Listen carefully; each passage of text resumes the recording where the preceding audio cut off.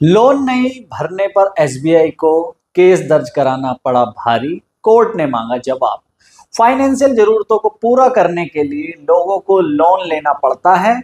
Loan के लिए लोग बड़े बड़े बैंकों जैसे एसबीआई, एचडीएफसी, पीएनबी आदि का रुख करते हैं। लेकिन कई बार व्यक्ति लोन भरने में असमर्थ हो जाता है तो बैंक लोन वसूली को लेकर प्रक्रिया अपनाते हैं।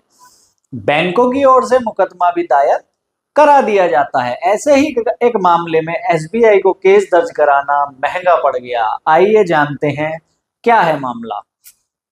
भारतीय स्टेट बैंक देश का सबसे बड़ा सरकारी बैंक है। स्टेट बैंक ऑफ इंडिया को एक लोन के मामले में केस दायर कराना भारी पड़ गया। केस दायर कराने को लेकर कोर्ट ने एसबीआई की जिम्मेदार कर्मचारियों से जवाब मांगा है। अदालत ने पहले जांच को कहा था, फिर मामला खुला तो बड़ी लापरवाही सामने आई।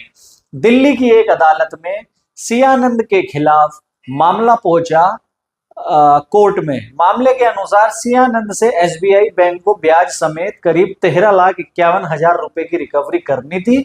इसी को लेकर एसबीआई की ओर से मुकदमा दायर किया गया था, जिसको कोर्ट ने बैंक की लापरवाही मिलने पर खारिज कर दिया।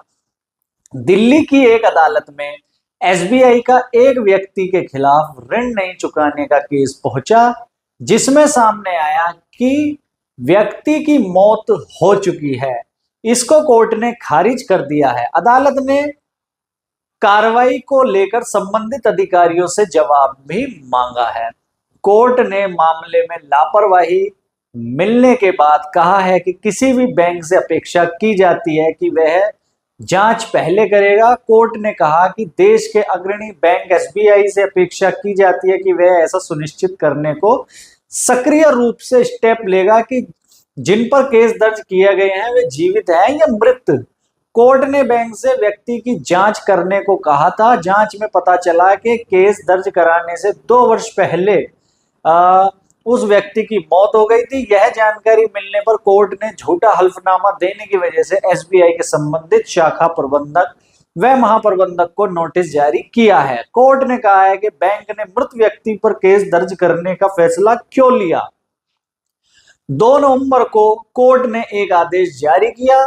इसमें बताया गया है कि मामले में एसबीआई ने अपनी गलती मान ली है। एसबीआई ने कोर्ट को आश्वासन दिया है कि मामले में मौजूद दोषी अधिकारियों पर उचित कार्रवाई कर रहे हैं। साथ ही अदालत ने यह भी कहा कि बैंक की ओर से अपनाई जा रही एसओपी में ऐसा कुछ नहीं बताया कि ये कैसे पता चलेगा कि जिस पर मुकदमे की मांग की जा रही है वह जीवित है या नहीं है। कोर्ट ने कहा कि बैंकों से यह उम्मीद नहीं है कि वे बैठे बैठे जानकारी का वेट करते रहें। जानकारी नहीं मिलती है तो बिना देखे मृत व्यक्ति पर भी केस दर्ज कराने के लिए आगे बढ़ जाएं। वहीं कोर्ट ने कहा कि किसी भी बैंक, खासकर एसबीआई से उम्मीद की जाती है कि वे सक्रिय रूप से कदम उठाएं। वे केस दर्ज करने से पहले किसी की जीवित और मृत होने को सुनिश्चित करें।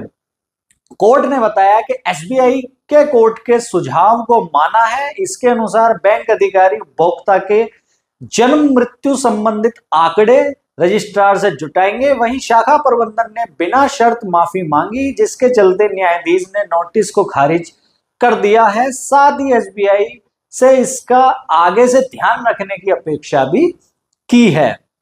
ये एक ऐसा मामला है जिसमें बैंक की तरफ से एक बड़ी लापरवाही है। एक मृत व्यक्ति के खिलाफ कैसे कोई केस कर सकता है, और इस प्रकार के जब मामले सामने आते हैं तो वे अपने आप में ही निंदनीय होते हैं।